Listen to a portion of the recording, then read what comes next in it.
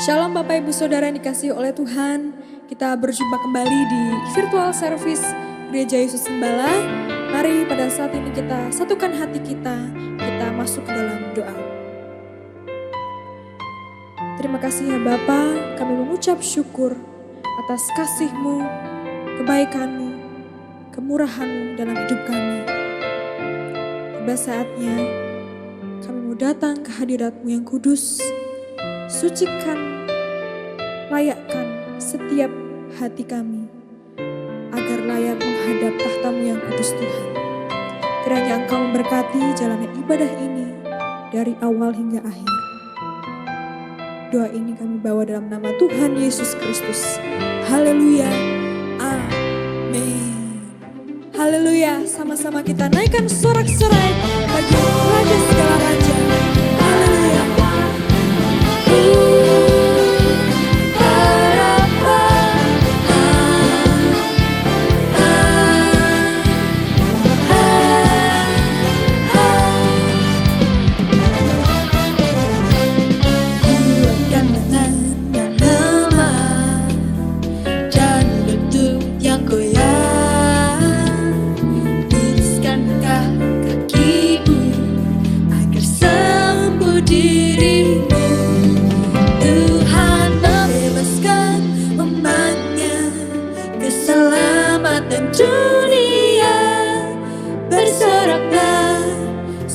Cita surga Tuhan membebaskan orang, keselamatan semua. Bersoraklah sukacita selamanya bagi kita.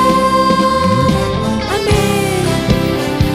Sama-sama naikkan sorak-sorai bagi Tuhan kita Yesus Kristus. Atas kasih-Nya, atas keselamatan dan kebebasan bagi kita. Kuatkan tangan yang lemah dan lutut yang goyah. Luruskan langkah kakimu agar sembuh dirimu. Tuhan membebaskan umatnya, keselamatan dunia. Bersoraklah sukacita segera.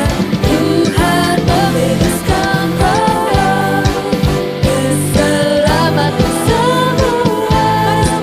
Bersoraklah sukacita selamanya bagi kita. Amin. Terima kasih Bapa atas sukacita surgawi yang telah ada di setiap hati kami. Terima kasih atas keselamatan dan kebebasan bagi umat-Mu ini Tuhan. Mari sama-sama kita naikkan suara kita, angkat tanganmu saudara, mari bersorak-sorai. Haleluya, haleluya.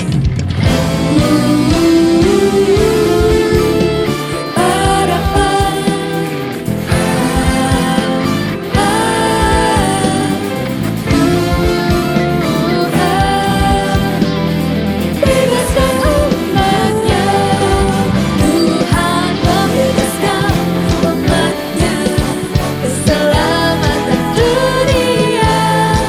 Bersoraklah Sukacita surga, Tuhan membebaskan orang, keselamatan semua. Bersoraklah sukacita selamanya bagi kita. Harapan, harapan. Haleluya. Terima kasih Bapa atas keselamatan dan kebebasan dalam hidup kami. Haleluya, haleluya. Sorak-sorai bagi Raja segala raja, Yesus Kristus Tuhan kita. Haleluya. Terima kasih ya Bapa atas kasih-Mu, kesetiaan-Mu yang telah kami terima setiap harinya. Terima kasih ya Tuhan.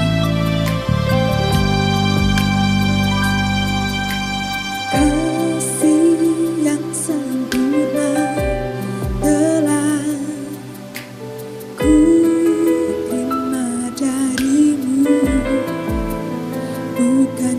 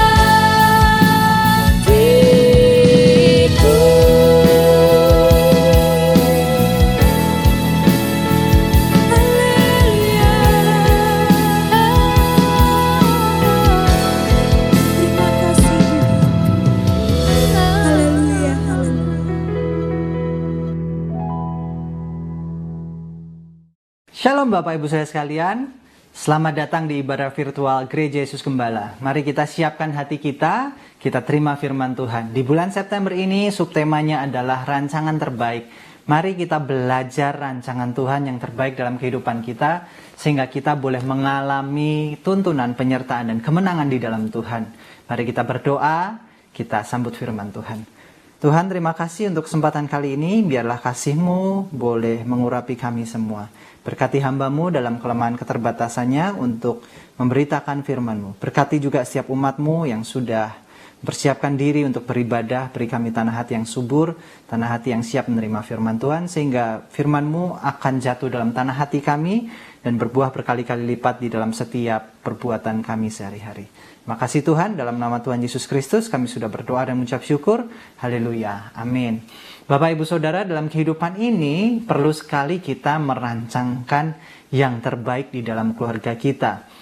Topik firman Tuhan pada kesempatan kali ini saya beri judul yaitu Keluarga Berencana. Keluarga berencana sebetulnya pernah didengungkan oleh pemerintah pada tahun-tahun saya masih kecil, mungkin kelas 3 SD, itu sedang digembar-gemborkan atau disuarakan bahwa seharusnya satu keluarga itu memiliki 2 anak saja supaya pertumbuhan rakyat Indonesia atau orang-orangnya itu terkendali. Dan memang pada waktu itu orang punya semboyan banyak anak, banyak rezeki, tapi juga kita jangan sampai terjebak dalam satu semboyan itu. Tapi pemerintah pada waktu itu menginginkan bahwa setiap keluarga itu harus merencanakan pendidikannya, merencanakan kebutuhannya sehingga menjadi keluarga yang sejahtera. Kalau kita lihat, Tuhan juga merencanakan keluarga kita dalam posisi yang terbaik. Mari kita baca di dalam kitab Kejadian pasal yang ke-28 ayat 1 sampai ke 4. Dikatakan demikian. Kemudian Ishak mengambil Yakub lalu memberkati dia serta memesankan kepadanya katanya, "Janganlah mengambil istri dari perempuan Kanaan. Bersiaplah pergi ke Padan Aram ke rumah Betuel, ayah ibumu, dan ambillah dari situ seorang istri dari anak-anak Laban, saudara ibumu. Moga-moga Allah yang Maha Kuasa memberkati engkau, membuat engkau beranak cucu, dan membuat engkau menjadi banyak sehingga engkau menjadi sekumpulan bangsa-bangsa. Moga-moga ia memberikan kepadamu berkat yang untuk Abraham, kepadamu serta kepada keturunanmu, sehingga engkau memiliki negeri ini yang kau diami sebagai orang asing yang telah diberikan Allah kepada Abraham." Di sini kita belajar bahwa ada sebuah peristiwa di mana yaitu Ishak memberikan petuah kepada Yakub. Yakub pada waktu itu sudah mulai beranjak dewasa, dia harus menikah. Kemudian Ishak, ayah dari Yakub dan Esau ini, memberikan wejangan bagaimana harusnya seorang anak itu mempunyai pasangan hidup. Nah, sebelumnya yang terjadi adalah antara Esau dan Yakub terjadi pertengkaran karena Yakub, anak yang nomor 2, mendapatkan berkat hak kesulungan yang seharusnya menjadi milik Esau. Hak kesulungan ini mungkin Bapak Ibu Saudara pernah dengar, pernah belajar. Tetapi hak kesulungan ini adalah sebuah hak istimewa dari seorang yang lahir dalam sebuah keluarga pada masa-masa keluarga Abraham, keluarga Ishak, keluarga Yakub, dan selanjutnya. Dan itu merupakan sebuah tradisi dalam leluhur orang Yahudi pada waktu itu, bahwa anak pertama itu merupakan satu simbol kegagahan, satu simbol permulaan yang baik. Hak kesulungan ini juga merupakan satu privilege bagi seorang anak yang lahir pria pertama kali pada waktu itu, pada dalam keluarga itu, memiliki berkat-berkat tertentu. Hak kesulungan ini nggak bercerita mengenai keadaan saja, tapi kesulungan ini juga terjadi pada korban. Korban sulung adalah korban yang harusnya hasil pertama itu diberikan kepada Tuhan. Maka dari itu kita mengenal buah sulung, mengenal korban anak domba sulung. Nah, di sini ternyata kalau saya baca, sama seperti kita baca perjanjian baru, bahwa Yesus adalah yang sulung dari yang berikut-berikutnya. Artinya dia adalah contoh kehidupan di dalam apa yang kita harus lakukan. Dan Yesus ini juga anak domba Allah, anak domba yang pertama yang menghapus dunia, yang sempurna. Kita belajar bahwa kesulungan bukan saja merupakan hak yang istimewa, tapi kesulungan ternyata menggambarkan kedatangan Yesus. Kalau kita belajar Alkitab, dari kitab Kejadian sampai Wahyu, itu adalah kitab yang saling sambung, dan di situ terjadi dengan indahnya mengenai bagaimana seorang Allah yang akan menebus manusia. Balik lagi, kita kembali kepada bagaimanakah kita harusnya merencanakan keluarga kita, supaya keluarga kita ini mendapatkan rahmat berkat yang tercurah dalam kehidupan kita, sehingga keluarga kita ini mengalami kebahagiaan, mengalami tuntunan Tuhan, mengalami penyertaan Tuhan, sehingga keluarga kita menjadi keluarga yang diberkati secara jasmani, jiwani, dan rohani di dalam Tuhan. Jangan sampai kita menjadi orang yang pandai bekerja, pandai melayani, pandai bersosialisasi, tapi keluarga kita hancur berantakan. Karena apa? Karena kita nggak pernah merencanakan keluarga kita di dalam Tuhan. Ada 3 hal yang ingin saya sampaikan. Yang pertama adalah mengarahkan keluarga itu penting sekali. Dalam Kejadian pasal 28 ayat 1, saya ulang, tadi dikatakan demikian. Kemudian Ishak memanggil Yakub, lalu memberkati dia, serta memesankan kepadanya, katanya, janganlah mengambil istri dari perempuan Kanaan. Bapak Ibu Saudara, dalam kehidupan kita, jangan meremehkan yang namanya pengarahan. Orang tanpa arah akan menjadi orang yang salah sasaran. Kalau kita punya panah, kemudian kita tarik anak panah itu dalam busur, dan kemudian kita pejamkan mata, kita asal aja nembak, maka yang terjadi adalah salah sasaran, salah arah, salah tujuan, dan kemudian mungkin bisa melukai orang lain. Dalam kehidupan ini jangan sampai keluarga-keluarga itu tidak mengarahkan orang-orang yang di dalamnya. Mengarahkan berarti juga kita memberi tuntunan, kita memberikan satu hal di mana kita ini harus mengerti dan menolong orang yang mungkin masih ada di bawah kita, mungkin lebih muda.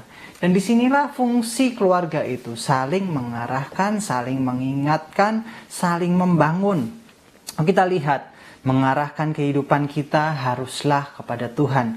Tujuan utama keluarga adalah sebagai institusi atau organisasi yang sangat dekat secara relasi, dan itu harus dibangun di dalam Tuhan untuk kemuliaan Tuhan. Jangan sampai dalam kehidupan kita justru keluarga menjadi sebuah hal yang dimana kita mengarahkan hanya situasi yang jasmani saja, tapi kita nggak pernah arahkan mungkin istri kita, orang tua kita, anak kita ini dalam hal rohani. Kita mungkin bisa mengarahkan anak kita dalam pendidikan. Kita mungkin bisa mengarahkan anak kita dalam pekerjaan. Mungkin kita bisa tegur istri kita supaya terarah dalam kehidupannya secara jasmani.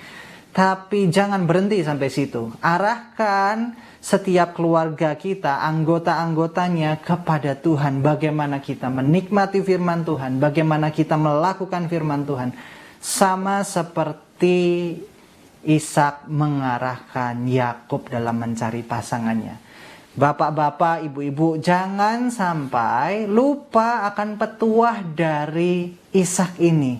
Jangan ambil orang yang tidak seiman. Kita pikir dengan mengambil orang yang tidak seiman, kita akan, wah nanti aku mau tarik dia kepada Yesus.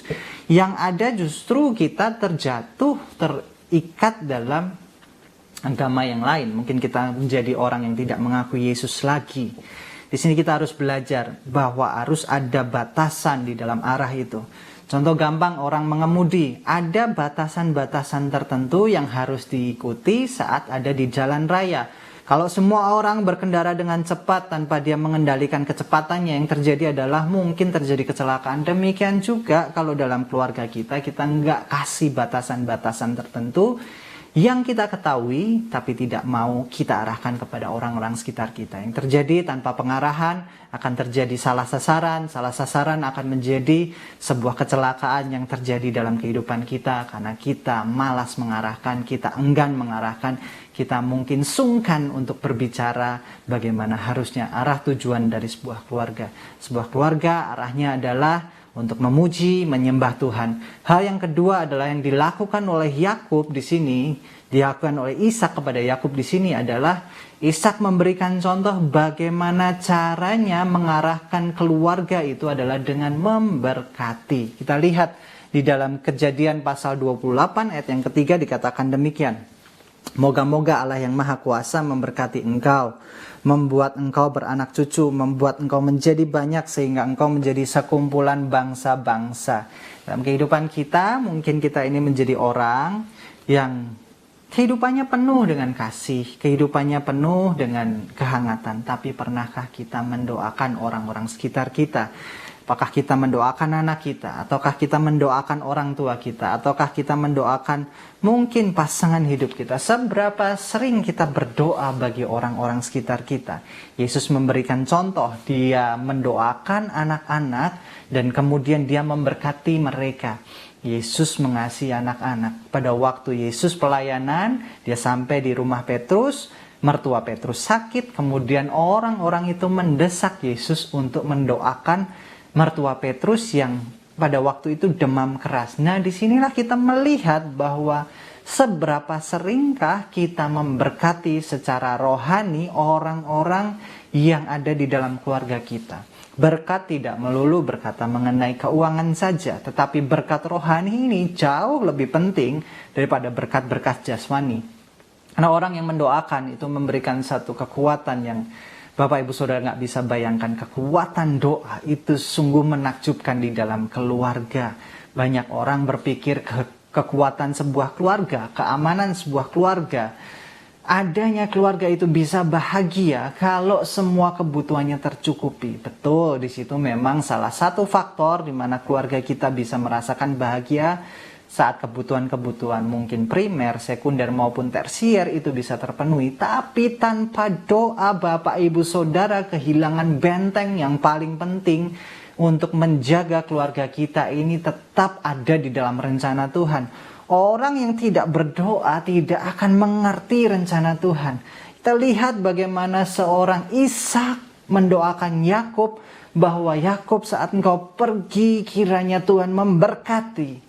Kiranya Tuhan menuntun, kiranya Tuhan itu memberikan tanah perjanjian yang akan kau tempati. Kita lihat di situ saat ada doa yang terucap, ada arah yang hendak dituju, ada visi-visi Tuhan, ada juga misi Tuhan di situ. Sehingga orang yang mendoakan keluarganya akan mengalami arahan rencana Tuhan yang terbaik. Seberapa banyak kita mendoakan keluarga kita, seberapa banyak kita peduli akan kehidupan rohani mereka. Kalau kita nggak peduli akan kehidupan rohani mereka, yang terjadi adalah kita akan kehilangan arah yang tepat dalam kehidupan ini. Karena tanpa relasi kepada Tuhan yang dekat, kita menjadi orang yang terlepas, tidak terarah. Bapak Ibu Saudara, mari doakan anak kita, doakan orang tua kita, doakan mertua kita. Kalau Anda mengalami kesusahan berdoa, paksa diri untuk berdoa. Kuasailah dirimu, tenangkan dan berdoa. Banyak orang itu dalam keluarganya mengalami masalah, dia pikir cara paling mudah adalah menggunakan logikanya, menggunakan semua yang dia mampu pikirkan, dia mampu lakukan. Tapi dia melupakan satu hal yang terpenting, berdoa. Di dalam berdoa ada kekuatan Tuhan. Di dalam berdoa ada kuasa Tuhan. Di dalam berdoa ada tuntunan penyertaan Tuhan. Sehingga saat kita ini berdoa dalam kehidupan keluarga kita, apa yang sedang kita hadapi, kita serahkan di dalam Tuhan. Tuhan akan memberikan kita tuntunan melalui rohnya yang ada di dalam kita, supaya kita mampu berpikir jernih, supaya kita ini mampu mengambil keputusan dengan tepat. Kita tidak salah untuk mengambil sebuah hal yang tepat di hadapan Tuhan.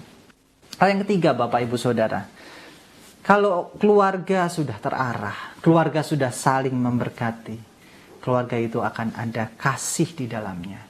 Bapak Ibu Saudara ingat bahwa yang namanya Yakub dan Esau ini bertengkar karena hak kesulungan. Pada waktu itu Yakub masuk menyamar sebagai Esau, dan pada waktu itu Yakub diberkati dengan hak-hak kesulungan. Kemudian pada waktu Esau datang, dia menangis karena hak kesulungannya sudah diambil. Dan pada waktu itu dia berkata, "Bapa, engkau berkati aku." Kemudian, "Berkat apakah yang bisa aku berikan kepadamu, anakku?" kata Ishak kepada Esau. Waktu itu kemudian Ishak mendoakan Esau juga dengan berkat-berkat yang tidak diambil atau tidak diberikan Ishak kepada Yakub. Di sini kita melihat Kalau sebuah keluarga itu mendoakan, bukan berarti keluarga itu tanpa masalah loh. Ishak dan Esau dan Yakub, keluarganya sepertinya akan pecah, saling membunuh mungkin akan saling sakit hati. Tapi Bapak Ibu Saudara, tahukah di dalam Kejadian pasal yang ke-32, setelah Yakub itu menikah dengan Rahel juga Lea, dia mendapatkan keturunan. Kemudian pada Kejadian pasal 31, Yakub itu memisahkan diri dengan Laban karena memang makin lama makin gak cocok dengan mertuanya, dan mereka bersepakat untuk berpisah. Kemudian pada waktu itu Yakub itu akan melewati tanah Seir. Disitulah tempat Esau ada. Kejadian pasal 32 diberi judul demikian: Yakub takut bertemu dengan Esau. Kalau Bapak Ibu Saudara pahami, ya pasti takut karena Yakub yang buat salah. Karena Yakub ini memiliki kegentaran. Kenapa? Karena dia pernah menipu Esau, mengambil apa yang harusnya menjadi milik Esau, dan direnggut begitu saja dengan sup kacang merah. Bapak Ibu Saudara, dalam kehidupan ini kita juga belajar dalam keluarga. Jangan mementingkan kenikmatan sesaat saja, kenikmatan duniawi, kebutuhan jasmani saja. Tapi kita juga belajar akan satu hal rohani yang melihat jauh ke depan daripada yang ada di hadapan ini sekarang. Kita pikir mungkin keluarga itu lebih penting dari uang, keluarga lebih penting dari kedudukan, keluarga lebih penting dari hal-hal yang jasmani. Kesampingkan itu. Saat kita bicara keluarga yang ada dalam rencana Tuhan, hal rohanilah yang jadi dasar. Kita mengasihi, kita saling memberkati, kita saling mengerti satu dengan yang lainnya. Kemudian pada waktu itu Yakub akan masuk tanah Seir. Dalam Kejadian pasal 33, Yakub ini diiringi oleh 400 orang. Dan dia sudah menata tuh. Yang depan siapa, belakangnya siapa. Yang paling belakang itu adalah anak yang dikasih oleh Yakub. Dan disinilah kita melihat bahwa yang namanya apa yang Yakub takutkan itu tidak terjadi. Justru dalam Kejadian pasal 33 ayat yang ke-9, Esau mengatakan demikian. Tetapi kata Esau, aku memiliki banyak adikku, peganglah apa yang ada padamu. Dalam Kejadian pasal 33 ayat 4 dikatakan, tapi Esau berlari mendapatkan dia, didekapnya, dia dipeluk lehernya dan diciumnya dia, lalu bertangis-tangislah mereka. Kalau kita lihat ada saudara yang dikhianati, Alkitab mengatakan saudara yang dikhianati itu jauh lebih didekati daripada orang yang baik. Saudara yang dikhianati itu punya pertahanannya sendiri untuk kita dekati. Tapi di sini kita lihat sebuah arahan yang jelas dari orang tua.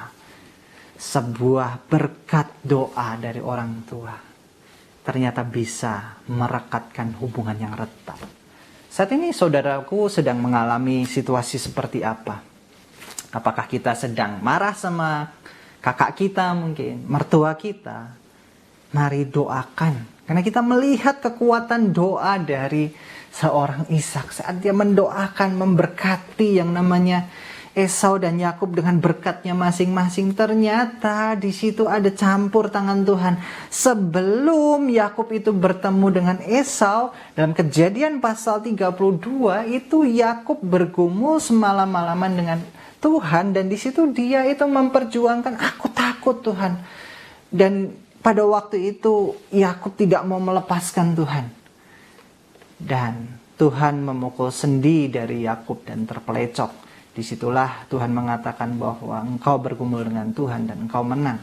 Di sini kita melihat bahwa pergumulan kita dalam kehidupan sehari-hari kita, dalam ketakutan kita, dalam kepanikan kita, dalam apa yang sedang kita hadapi, dalam keluarga kita, dalam pekerjaan kita, dalam studi kita, bawa kepada Tuhan. Ambil waktu bersama keluarga untuk saling mendoakan. Saat kita berdoa bersama, kekuatannya berkali-kali lipat. Jangan sampai kita ini berdoa tetapi kita tidak menyertakan keluarga kita. Kita pikir kita kuat sendiri. Justru di dalam keluarga ada kekuatan yang saling membangun di dalamnya. Bapak, Ibu, Saudaraku yang terkasih dalam Tuhan Yesus Kristus, mari kita bangun keluarga kita, saling mengarahkan, saling memberkati, saling mengasihi. Ketika ketiga hal ini ada dalam keluarga kita, saya percaya bahwa setiap yang kita lalui, yang kita hadapi, Tuhan tuntun kita, Tuhan sertai kita, Tuhan pasti rancangan yang terbaik dalam kehidupan kita. Sebagai kesimpulan Bapak, Ibu, Saudara, mari kita arahkan orang-orang dalam keluarga kita. Mari kita doakan, kita berkati orang-orang dalam keluarga kita. Yang ketiga, mari kita kasihi setiap anggota keluarga kita.